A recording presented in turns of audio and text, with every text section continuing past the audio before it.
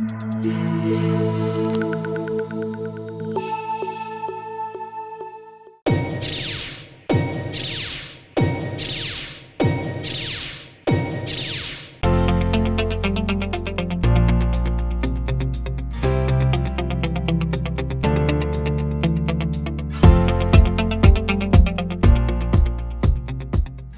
bem, estamos aqui para mais um programa As Pessoas Inspiram, hoje no lugar super especial. Estamos aqui no Olivas Empório, em Novo Hamburgo, e com uma convidada super legal que vocês vão amar. E eu quero muito conversar com a Lisiane Menezes. Lisiane Menezes, seja muito bem-vinda aqui ao programa As Pessoas Inspiram. Obrigada pelo convite, por estar aqui junto contigo também. A gente já estava para fazer isso há bastante tempo, né, Eli? Com certeza, mas sempre não dava, né? E agora deu. E é aqui que a gente vai iniciar, né? Mas antes da gente deixar a Lisi falar sobre a trajetória dela, contar um pouco sobre o que ela faz, enfim, a atividade profissional, eu queria apresentá-la aqui para vocês, né? A Lisiane, ela é mentora e facilitadora de desenvolvimento humano por mais de 18 anos. Ela também teve uma trajetória acadêmica, né, Lisi, muito importante. E hoje ela lidera o Instituto AMBA, né? Uma escola para o desenvolvimento e aceleração de habilidades, promovendo o equilíbrio entre a vida pessoal, bem-estar e carreira. E ela é filósofa, publicitária, mestre em engenharia de produção de sistema, especialista em psicologia positiva, transpessoal, gestão empresarial e marketing estratégico. E ela também acredita que o futuro pertence às pessoas integrais, ousadas, assertivas e adaptativas, que alavancam a mudança com a presença, coragem, congruência, aprendendo com o cenário que a vida oferece. Ela é autodidata, inquieta e também movida por uma curiosidade profunda. Oferece mentorias e aconselhamentos que incluem ferramentas, inteligências para a tomada de decisão mais conscientes, conectadas à razão e à intuição. Gente, que coisa maravilhosa, né? A gente tem aqui a Lisiane, então, para conversar um pouquinho aqui no programa As Pessoas Inspiram, né? E eu quero muito que tu conte um pouquinho dessa trajetória, como é que tudo isso começou, Lisi? Pois então, né? Bom, começou, às vezes, quando leem a minha biografia, as pessoas perguntam que idade que eu tenho.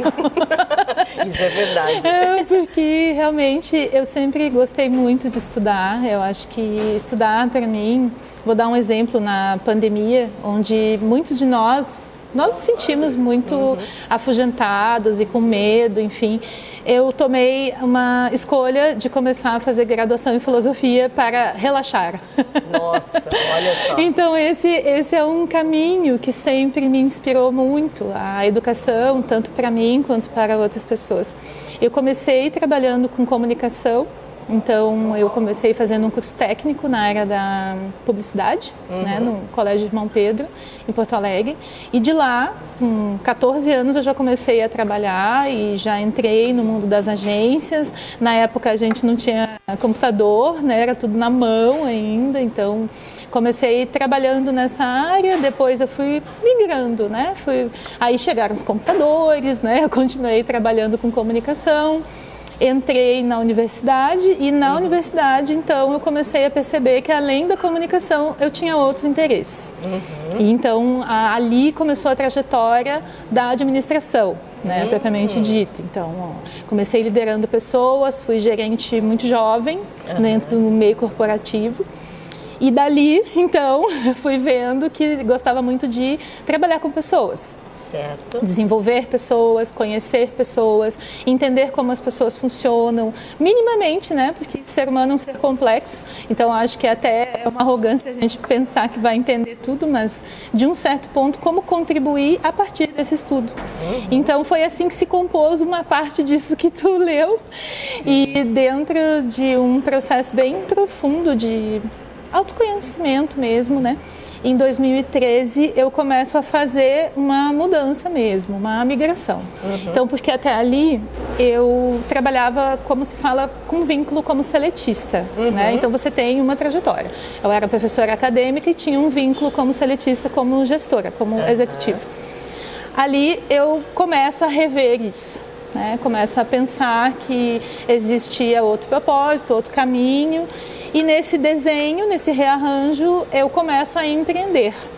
E esse é o caminho do empreendedorismo. Então, dentro do caminho do empreendedorismo, que começou com uma ideia de consultoria, comecei a perceber que não era consultoria, mas sim um trabalho mais de aconselhamento, baseado em algumas ferramentas, em algumas sabedorias também. Então, eu trouxe alguma coisa dentro do meu lado acadêmico ou profissional, enfim, como eu vou falar aqui os assessments, né, os testes comportamentais, comecei buscando um pouco apoio nisso e depois comecei a entrar no mundo das sabedorias mais ancestrais.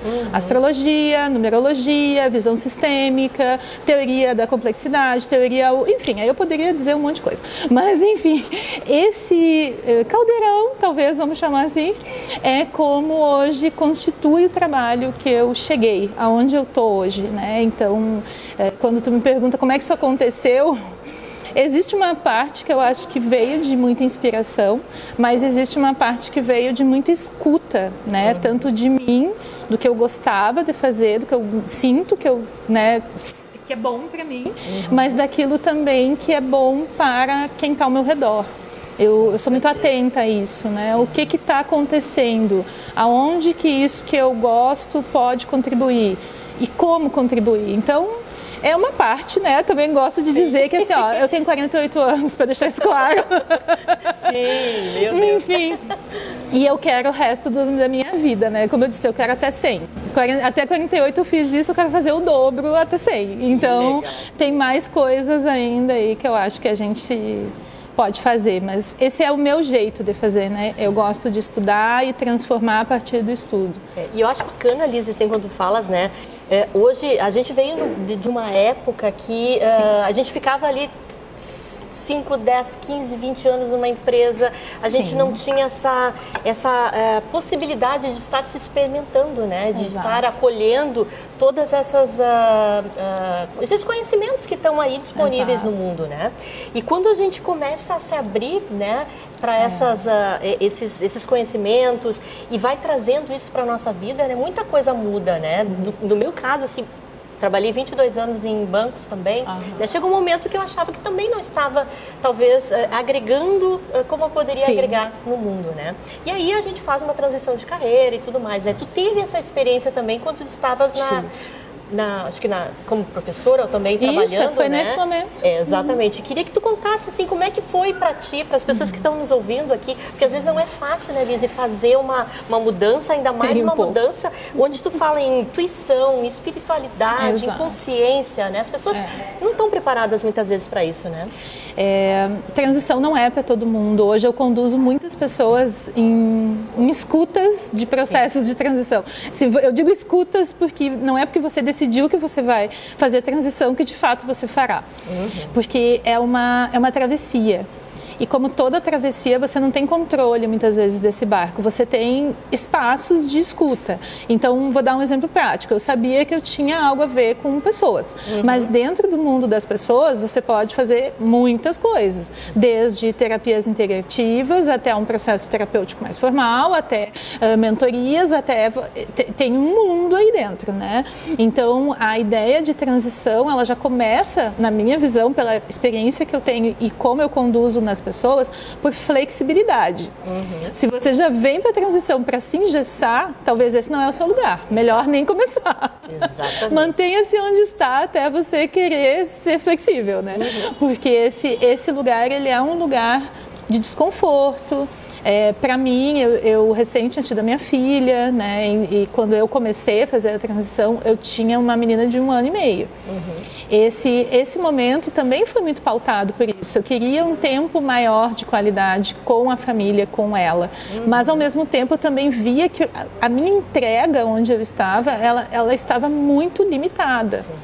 E eu queria fazer algo diferente, mas não só diferente porque eu enchi o saco do que eu fazia, porque eu via que tinha potenciais um pouco maiores. Então, esse momento ele precisa desse lugar, né? Às vezes, a transição é para você ficar 1 ano sabático, em pausa, né? Não é para agir, é para parar. Muitas pessoas que eu acompanho é isso. No meu caso, eu não parei tanto. Eu parei mais ou menos, acho que foi uns 4 meses ali. E aí entrei já num outro processo e saí trabalhando, saí fazendo. Mas muito por quê? Porque hoje eu tenho bastante consciência. Educação e trabalho são forças para mim. Eles me ajudam a acessar algo bom em mim, não é por uma obrigação. É claro que o dinheiro é bom e o resultado daquilo que você faz é bom. Foi longo, que é uma outra coisa que eu sempre digo também, né? Vou fazer transição e tal. Tá, mas não é o mês que vem, né? Sim. Tu já sabe que não é o mês que vem. Não, sim, eu já fiz um curso, né? Me preparei e tal. Não. Desculpa, sinceridade, não. Tu fez também, tu sabe do que eu tô falando. Nossa, é uma jornada inteira, Transição, né, é processo. Não significa que você vai encontrar a resposta certa ali na frente, então por isso que eu falo muito de um lugar de flexibilidade e de você ter coragem de te escutar. Porque no meu caso, por exemplo, era uma transição para algo, bem entre aspas, tal que eu vou botar, menor. Porque eu estava saindo de um processo de alinhamento acadêmico, eu tinha passado em doutorado, iria seguir carreira acadêmica e eu resolvo sair para empreender. Sim. O desafio de começar a empreender depois que você já começou muitos anos dentro de uma carreira mais estruturada, tanto em organizações grandes ou até mesmo acadêmico, é que parece algo menor num primeiro momento, parece algo que você está dando um passo atrás. E dentro de um processo de transição, você precisa ter essa abertura para muitas vezes poder dizer isso sem aquele pudor do teu ego, sem aquela coisa de mas daí eu tô deixando e aquilo que eu fiz eu não vou usar mais e tal, porque essas coisas vão se ajustando dali na frente. Exato. Sabe que, ouvindo tu falar, né, quando eu fiz uma transição de carreira até interna dentro de uma das organizações que eu estava, né, foi muito bacana porque eu tive isso também. Eu era gestora de uma área, né, e de uma hora para outra não tinha mais uma vaga e eu queria sair de onde eu estava, queria mudar. E a única coisa que me deram para eu fazer era, tipo assim, voltar a ser gestora de contas de relacionamento. Olha. E aí eu fiquei pensando, gente, será que eu vou? Não vou? Vou. E o pessoal, meu Deus, Eliane, tu tá aqui com cargo de gestão, tu já tá posicionada. Como é que tu vai fazer esse negócio Olha, acontecer, que interessante. né? E aí eu fui mesmo assim, né? Porque era um objetivo, né? E logo à frente as coisas já se abrem, né? Outras janelas se abrem. Exatamente. Para mim, o meu início, né, remetendo um pouco à pergunta que você fez, eu estava muito dura, eu estava muito engessada. E isso fez com que fosse doído. Sim, entende? Dolorido. O início, sim. Conta pra mim, assim, como é que é tu levar esse tipo de abordagem, né, pra uma pessoa que tá super ali no mundo corporativo, que não tem nem noção de que isso existe. Como é que tu fazes no teu trabalho? Sim, eu costumo dizer que a espiritualidade, ela é inclusiva. Eu gosto muito de falar desse modo, porque quando a gente pensa na palavra espiritualidade, ela foi muito apropriada pela religião. Então, imediatamente já nos levamos a isso, né? Mas eu tenho essa crença, ou você tem a outra, ou enfim. E a espiritualidade, num conceito mais amplo, ela é laica e ela tem essa conexão com a natureza, com o silêncio, com a tua forma de se conectar com a arte, com uma música, com algo que te toca profundamente. A espiritualidade, ela inclui, ela coloca para dentro. Ela não tem regra na porta dizendo, você só entra aqui se você cumprir isso, isso e isso. Isso não é espiritualidade, isso é religião. Exato. E aí tudo bem, por ter na porta lá a regra, porque se você gosta, você entra, se você não gosta, não entra. É bastante simples. Agora, a espiritualidade, ela é uma dimensão humana. Isso vem desde das épocas mais primórdias. E num contexto como a gente está hoje, eu apoio muitos. Os meus mentorados e mentoradas são executivos, executivas, empreendedores, enfim, pessoas de diferentes idades, mas com uma consciência muito ampla de que isso é importante. Por quê? Porque a gente está se movimentando num mundo líquido, volátil, incerto. Se não tivermos a consciência de que existe algo nos guiando ou nos conduzindo maior, é muito rápido entrarmos numa desordem da nossa saúde mental. Sem dúvida. E hoje em dia se fala muito, né, em bem-estar, né, em qualidade de vida e tudo mais, né? E a gente percebe que está se falando muito também em relacionamentos, né? Eu acho que tudo que que eu tenho notado, assim, envolve relacionamento, entendeu? A qualidade Sim. desses relacionamentos, ele também melhora quando a gente começa a se abrir para um mundo mais interno, né? Porque a espiritualidade, da maneira como eu absorvo e como eu entendo ela conecta. Por isso que eu digo que ela é inclusiva. Ela não é de eu separada de você. Então, quando, por exemplo, uma prática que é muito associada à palavra espiritualidade é a prática da meditação. Sim. A meditação não é para você fugir, é para você se encontrar com você, com aquilo que toca você. E dentro de um ambiente, você poder estar em contato com você. Então, as relações, as conexões, elas começam a se melhorar quando primeiro eu escuto a mim. Exato. Eu não posso buscar no outro aquilo que eu não encontrei em mim. Não posso ficar sozinha, não posso que me dá uma coisa, né? Enfim, isso é ausência de si mesmo. E há muitas vezes um porquê. Né? E a busca que eu faço, muitas vezes trago no trabalho, é entendimento. Não é uma fórmula mágica e também não é um lugar que vai substituir um processo terapêutico, que tem um lugar e tem um valor. Justamente é compor. É algo que anda ao lado e que diz, olha, aqui a gente tem essa opção, tem isso acontecendo. Isso faz sentido? Isso conecta com algo da tua vida? Com certeza.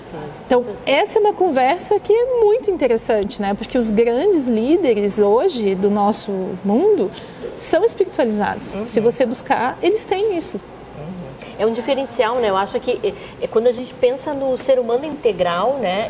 Essa parte, né, que fica às vezes apartada ou a pessoa não dá a devida atenção, faz falta, né? Faz falta para que ela seja realmente um bom gestor, uma boa pessoa para o mundo, né? Sim. E tenha qualidade nessas relações.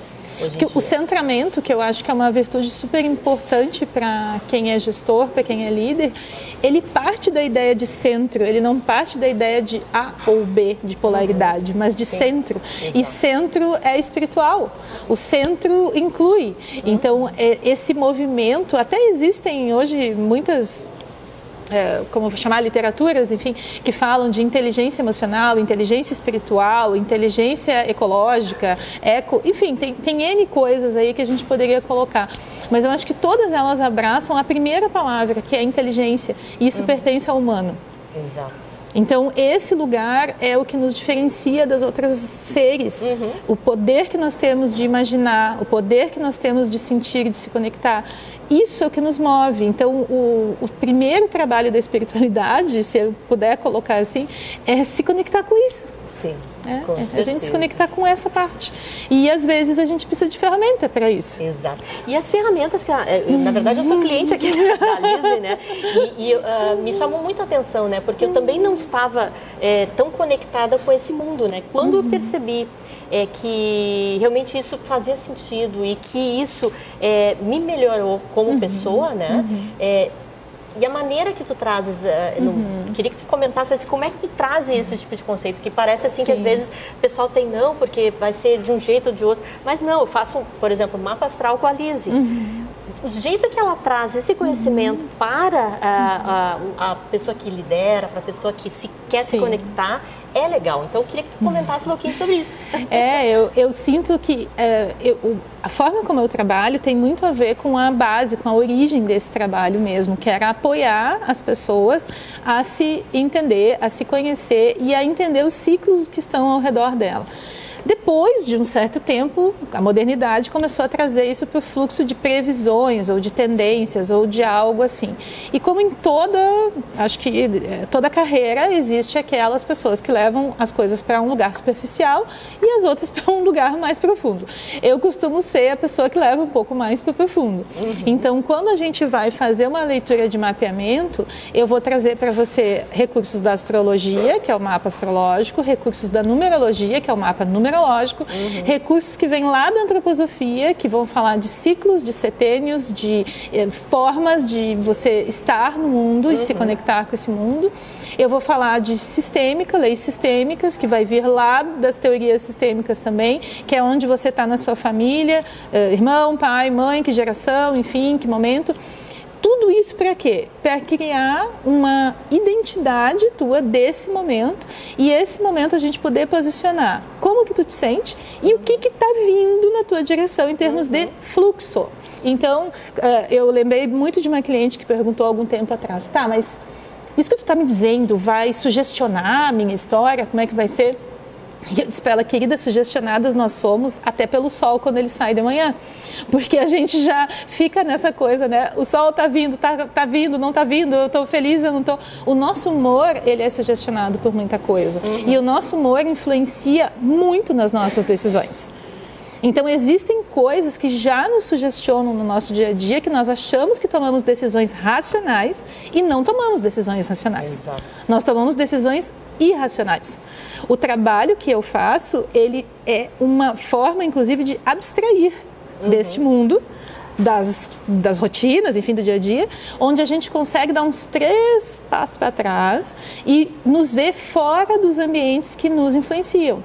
Então, por isso que muitas vezes ele é um trabalho que precisa de um certo descanso, de peraí, deixa eu entender isso que tu está trazendo.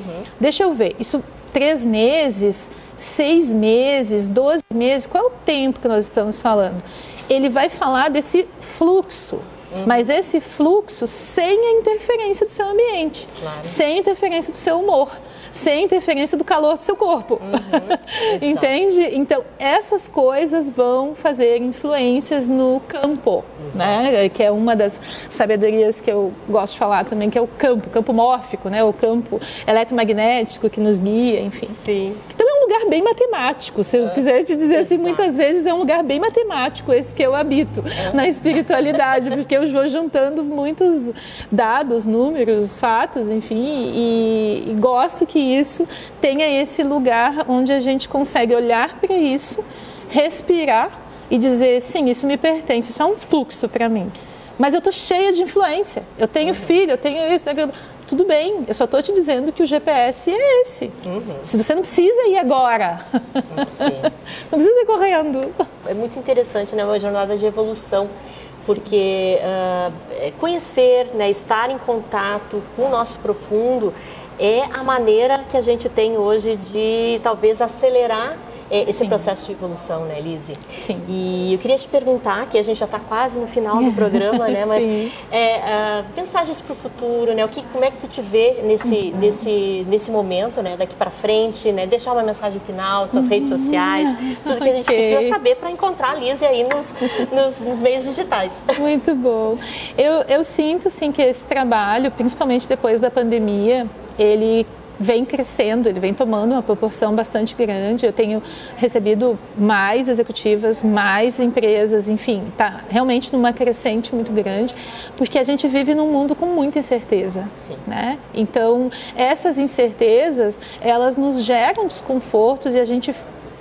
sei lá, teorias que a gente se abraçava, hoje já caíram, outras estão sendo construídas. E todos esses dados, essas ferramentas que eu coloquei aqui para vocês, elas não foram inventadas no semestre passado. Elas são coisas que estão aí... muito tempo.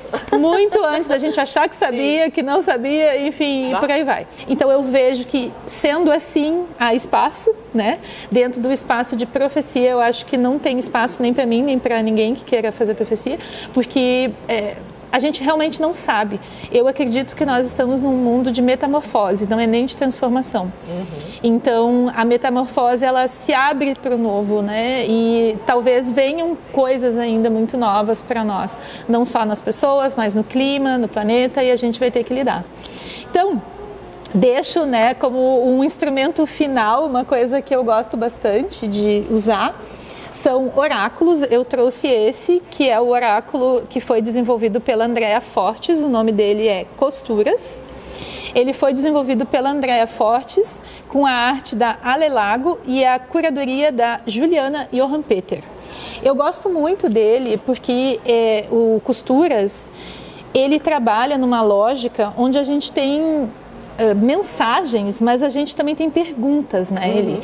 Então, quando a gente fala de cartas, de oráculos, de tarôs, a gente está falando de trazer algo desse campo eletromagnético para dentro de uma ferramenta que tem palavras, que tem cor, que tem arte, que tem significado. Então vai muito além de uma ideia de previsão, de metafísica, né? Enfim, aqui a gente está falando de um objeto bem concreto. Então eu gosto bastante.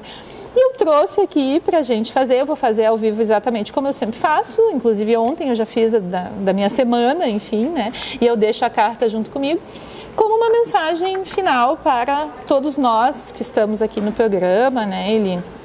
Então é desse jeito, gente, eu faço a intenção, e abro. Vamos ver o que vai, olha só que forte. Fortíssimo. Que forte, vamos lá. Essa foi a mensagem que saiu para o campo do grupo. O que essa carta fala para nós? Fala sobre o fundo do poço. Ela diz assim: lugar escuro e assustador pelo qual passamos nos nossos processos iniciáticos. Brecha na terra que nos sacoleja as verdades e atiça a musculatura emocional. Qual foi o teu fundo do poço mais fundo? O que aprendeste com ele? Essa carta, a ideia de que em 2025 a gente encerra um ciclo. Tudo na natureza tem ciclos e 2025, por uma visão de numerologia, a gente encerra um ciclo de 9 anos. Então, quando a gente olha para a ideia de fundo do poço, a gente pensa direto numa coisa negativa, até aqui o desenho é escuro, enfim. Mas é do escuro que vem algo novo, que vem a criação. Então, nos pensarmos num lugar onde as coisas estão encerrando ou estão terminando e daqui vai nascer algo novo, acho que tem muito a ver, entende? Nós falamos hoje de transição, falamos de carreira, falamos de como se reinventar, de como que a gente precisou de coragem, de humildade, enfim. Então, acho que essa carta, para quem está nos ouvindo, nos escutando, pode ter a ver com isso que a gente está vivendo em 2024, o encerramento desse ano de 2024, mas também com o ciclo de 9 anos em 2025. Eu consigo ver também de uma forma mais ampliada, né? Então, é por aí que eu veria. Bom, minhas redes é @lisianemenezes no Instagram e o meu site é lisianemenezes.com.br. Muito bem, Liz, eu te agradeço de coração por teres estado com a gente aqui no programa As Pessoas Inspiram, né, e ter deixado um pouco do teu conhecimento, da tua partilha de história, né, e já convido as pessoas para a próxima semana estarem comigo com mais um programa As Pessoas Inspiram e mais uma vez, gratidão aí por tudo. Obrigada. Obrigada, gente. Obrigada.